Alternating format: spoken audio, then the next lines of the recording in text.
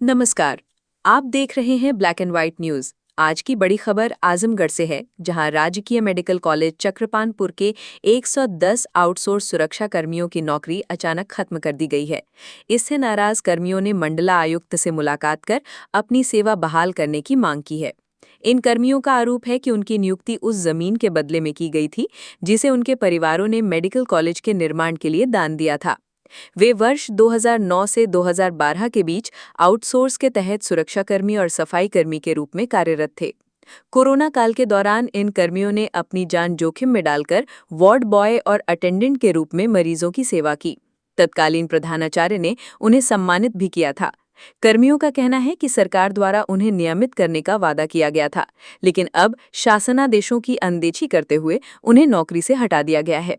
उन्होंने ये भी आरोप लगाया कि जिस कंपनी के जरिए उनकी तैनाती हुई थी, उसका टेंडर 466 पदों का था, जिसे अधिकारियों की मिलीभगत से घटाकर 356 कर दिया गया और इसी बहाने उन्हें कार्यमुक्त कर दिया गया। इन कर्मियों ने मंडला आयुक्त से अपील की है कि वो इस मामले में हस्तक्षेप करें और 110 आउटसोर्स कर्मियों की सेवा को बहाल करें, क्योंकि नौकरी छिनने के बाद उनके परिवार भुखमरी की कगार पर पहुंच गए हैं। ज्ञापन सौंपने वालों में अनिल, रियाज यादव, मीना सिंह, मंगला प्रसाद, मनोज सिंह और राम दुलार जैसे नाम शामिल हैं। फिलहाल के लिए इतना ही। आप बने रहिए ब्लैक एंड व्हाइट न्यूज के साथ, हर सच साफ साफ। देखिए, राजकीय मेडिकल कॉलेज चक्रपानपुर में 110 कर्मचारी जो आउटसोर्सिंग पर रखे गए थे और उनको वर्तमान में जो प्रिंसिपल साहब हैं उनको निकाल रहे थे। और उस संबंध में जियो, उसके पहले का जियो है 19 मार्च 2025 का, कि जो लोग कार्यरत हैं और कोरोना काल से कार्यरत हैं उन लोगों को निकाला नहीं जाएगा। किन परिस्थितियों में प्रिंसिपल साहब उन लोगों को निकाल रहे थे, उस संबंध में हम लोग आकर के कमिश्नर साहब से जियो दिखाए हैं और उनके सामने अपना पक्ष रखा गया है कि इन लोगों को निकाला नहीं जा सकता।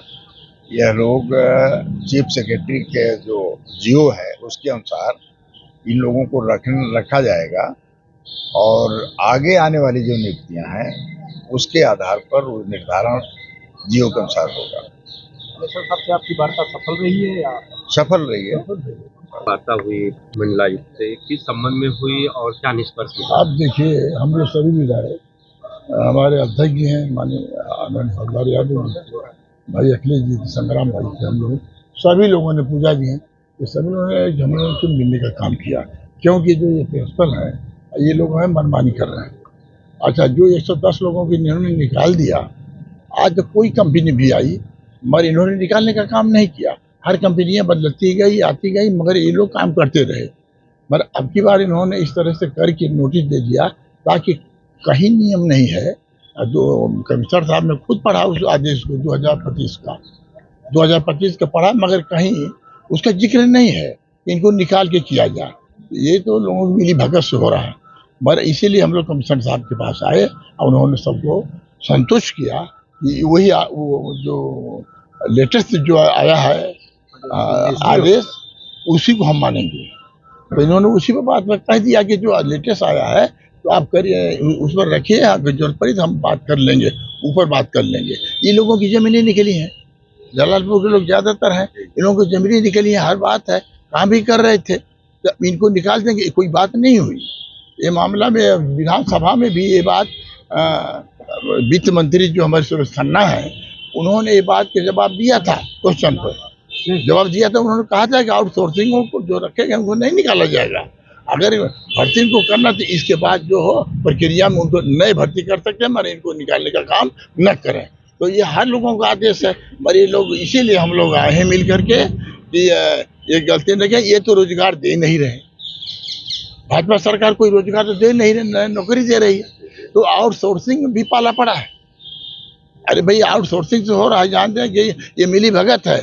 जो ये आपके जो आउटसोर्सिंग वाली कंपनी है, आज जो यहाँ के लोग हैं जहाँ रखते हैं, ये मिली भगत की वजह से ये सब हो रहा है। अभी इनको नहीं निकाला जाएगा, ये आश्वस्त नहीं, उन्होंने कहा कि नहीं, ये तो कहे कि नहीं निकाला जाएगा, अगर कोई बात हो तो हम बात कर लेंगे। मगर अभी ऐसा कोई 2025 का जो आदेश है ये इससे साफ जाहिर है कि ये लोगों को निकाला नहीं जाएगा। ये लोग काम करते रहेंगे।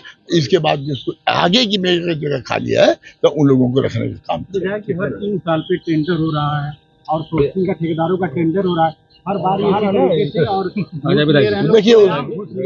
देखिए वो तो है, वही तो अब की बार भी वही शुरू हुआ। मगर 10 साल से कोई भी कंपनी, अगर 10 साल का मामला है, नहीं 10 साल से जो भी कंपनी लिया है मगर कभी इन लोगों को निकालने का काम तो किया नहीं, कभी नहीं किया। अब की बार क्या हो गया? अब ये लोग मिली भगत है। ये इसलिए हम लोग आए हैं क्योंकि जिले का सबसे बड़ा अधिकारी कमिश्नर साहब है इस मामले में, हाँ मंडल के, तो इन्होंने अपना उनको निर्देश देने का काम किया है।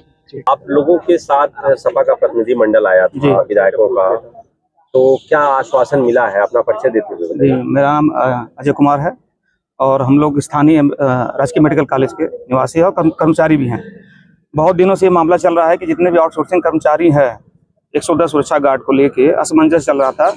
अब प्रधानाचार्य जी द्वारा मौखिक रूप से इन लोगों को 1 अगस्त से निकाल दिया गया, न कोई नोटिस न सूचना, और ये ब्लेम किया गया कि अगर आप लोग ड्यूटी करने आते हैं तो सारी जिम्मेदारी आप लोग की होगी अगर कोई घटना घटती है तो।